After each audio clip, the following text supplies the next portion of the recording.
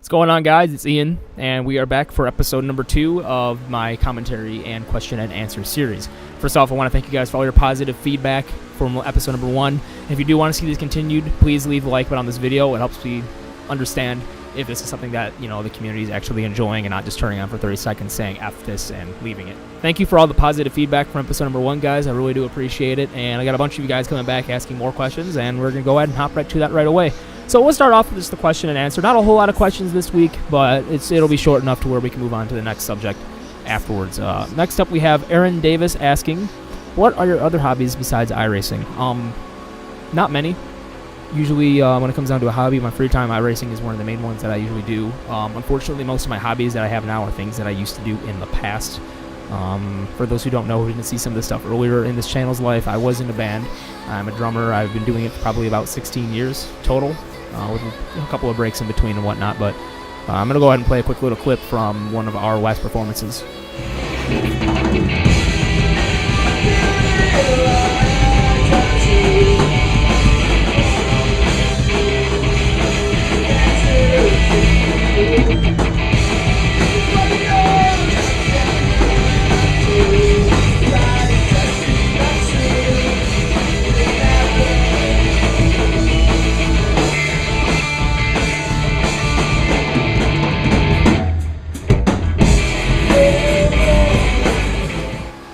So if you're interested in watching the whole video, I will leave the link to that video shot by one of my friends at the show in the description of this video, along with everything else that's going on, which, by the way, the artist you're listening to right now is Tritonal. Absolutely fantastic DJs, great music, and one of my all-time favorites. So give them a listen and support all of their official releases. Oh, and another thing that really sucks about being a drummer is you're not really able to sing with just your drums. I don't know how to play guitar with a damn. I don't know how to, play piano that well or well enough to sing in my own. I think I have a pretty good singing voice. It's pretty terrible in the reality of things, but I have the ability to hit the notes and whatnot. Just can't make it sound that great. But if I could ever get into something for a hobby that is not what I already know, it would be for sure guitar, because I just wanted to have the ability to sing when I'm actually playing. You can't just sing on your own drum set. It's awkward. For those who have tried it, it's just really, really awkward. Another one of my hobbies I used to do as well, I'll put a couple of pictures of some of the planes that I flew back in the day. Model aviation. I was really big into competitive flying, and the three-dimensional aspect of things. Absolutely loved that style of flying. And for those who don't know what it is, you basically fly your foam airplane or balsa plane like a freaking helicopter. And it honestly blows my mind that it was even possible at the time, but when you have power-to-weight ratios that are greater than 1-to-1, some pretty cool things start to happen in the aviation world, and I really, really enjoy doing that. That was one of my favorite things to do.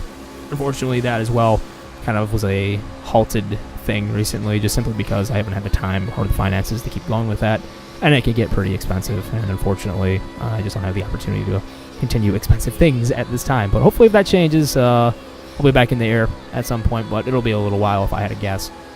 We also have another question here. We have Bryce Jordan asking, do you think NBC's NASCAR broadcasts will be better than ESPN's, or will there be problems? Honestly, I don't know what to think of it.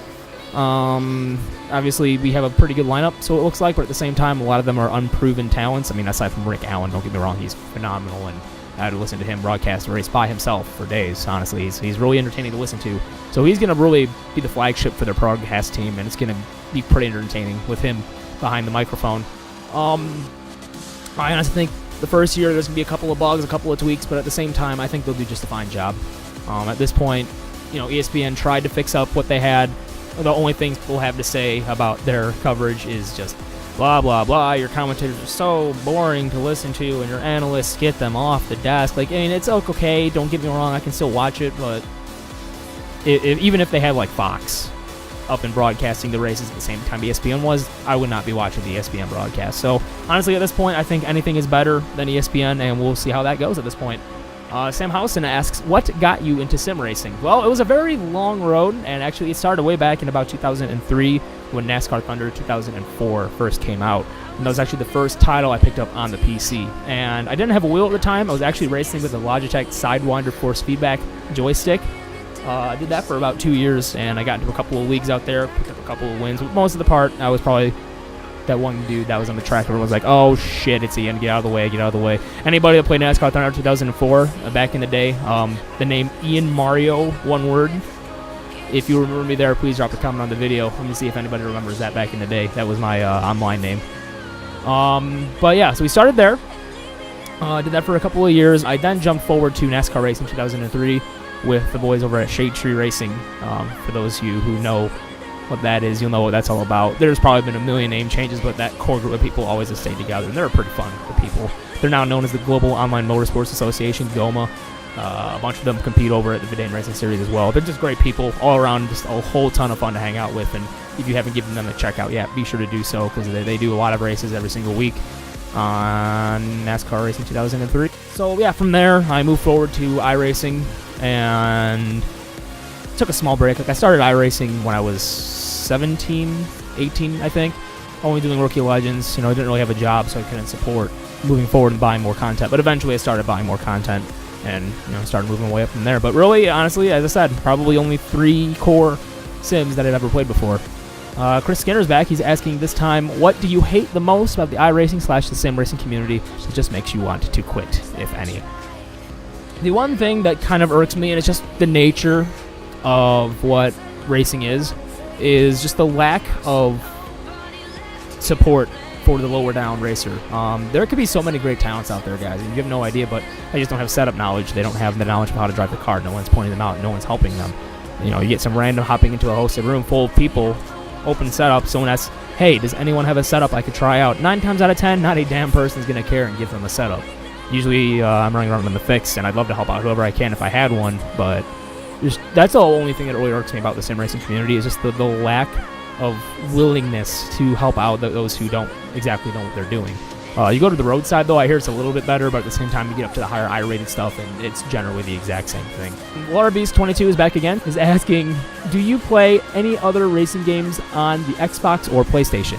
I was pretty big into Gran Turismo. I played that a lot on the PlayStation 2. I just burned so many summers playing the hell out of that game. I even competed in one of those 24-hour endurance events with one of my friends. I think we left the field like 50 times at the Nürburgring.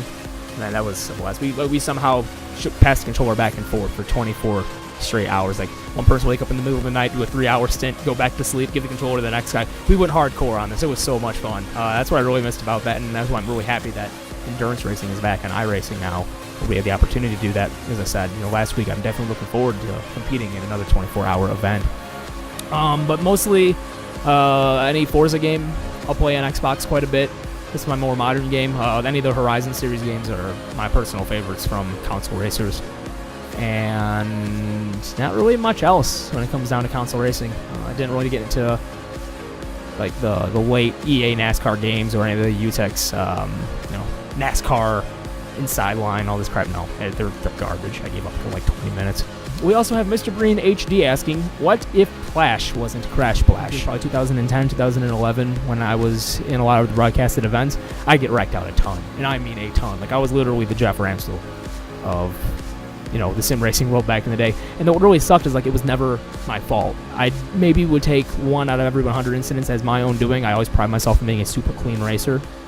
But yeah, I just get wrecked a lot. And the name just stuck. They had it on the Web Racing Network. I actually think it was Tony Stevens who dubbed that one. I'm not 100% sure who it was. It might have been... No. It was Daniel Loyne, DJ Loyne. That's who dubbed it to me. He ended up calling me Crash because he was really sad to see that, like, all this luck I got myself into, and that name just stuck. I stuck to it.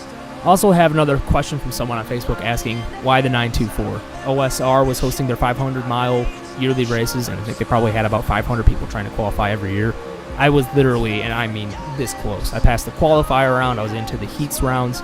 I was running in like second position with 5 to go, and I got dumped out from where I was at because somebody just didn't know how to check up going into a corner, and ended up punting me pretty hard into the outside wall. I finished outside of the cutoff zone. I never made the race.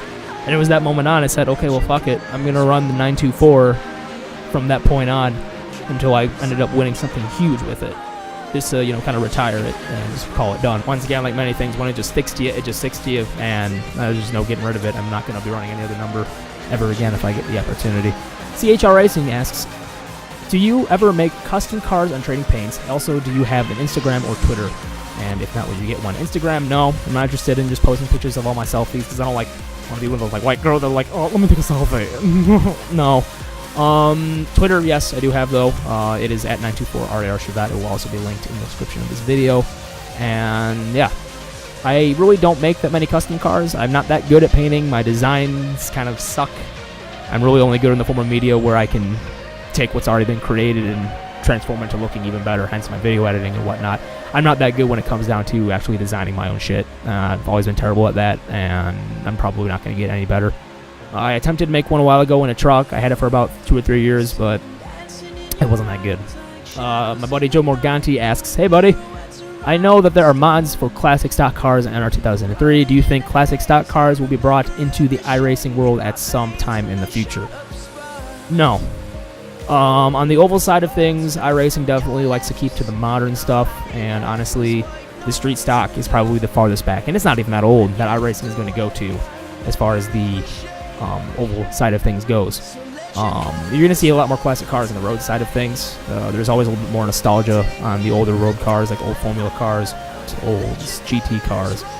You're not really going to find it on the oval side, I think. iRacing should probably look into that. I'd love to see some classic oval cars brought into the sim, but their commitments lie elsewhere, and I have no problem with that. But in my honest opinion, no, that's not happening. Anyways, the topic that I really wanted to go into depth on this week that I know everyone here is going to be able to relate to is just my opinions about social media and why I think, honestly, it's like the death of socialization as it is.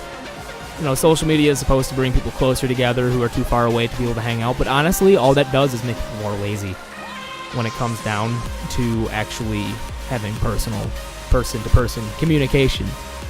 Once you don't have that, you kind of lose track of what humanity is. You don't have those personal interactions that we all really badly need, and we all get caught up in this fake world. Honestly, there's real people out there. You're talking to a real person. Yes, you can argue that all you want. It's the same flaw with sim racing. You're racing against real people, but at the end of it, it's just some digital crap that doesn't really matter in the end. For those of you who use your computer for hours and hours, at the end of the day, put your phone down, put your computer away, unplug it, hide your monitor, do something, spend a week or two just away from all of this. And the first thing you're probably going to find is when you're asking, hey, you want to hang out, you're not going to get anyone who wants to hang out. You might find yourself staring at a wall for a couple of hours during the day. It's incredibly depressing for me, honestly, to see where the social aspect of humanity has gone recently. And I fell victim to that for quite some time. And I honestly still am a little bit, but you don't get those interactions that you need. Like, we desperately all need it as humans to keep us sane. I think what we're all doing right now, if Facebook and texting and all this stuff, it's just insanity. It's borderline insanity. So, you know, I really encourage you guys to go out, get a social life, do something. Just take a deep breath of air, do something. You know, this is no way to live. It really isn't. And it's the same problem that us entertainers kind of fall into as well. We're here to entertain you on our hobbies that we like to do on our computers by streaming, uploading videos and whatnot, and we kind of feed off of your support. And, you know, if you actually like it or not, because that's to us is us saying, wow, what we're doing actually means something. Honestly, when you're gone from this world, this stuff isn't going to be what's remembered the most or the deepest. It's going to be about the person you were. It's going to be about the interactions you had with the humans in your proximity, not the ones you had online. And yeah, it's kind of a sad, true story, but a lot of times recently I've been looking for ways, hey, let's get out, friends, let's go do something. I'm bored. It's been fun. Let's go to a bar. Let's go hang out in the park. I don't care, anything. And it's when you kind of find that you might not have as many close friends as you thought you did. You can have thousands of friends on Facebook, but when it comes down to it, there's probably only about 0.25% of them that are really going to break their backs to help you on anything. And that's the friendships you guys need. Oh, that'll pretty much do it for this week, guys. I didn't mean to throw the all of a sudden holy crap deep feels at you, but it's something you honestly need to think about. If you have any more questions for me, whether it be racing related, hobby related, life related, drop them in this video and I will for sure answer your questions next week. So until next time, guys, this has been Ian, and you guys have a fantastic week.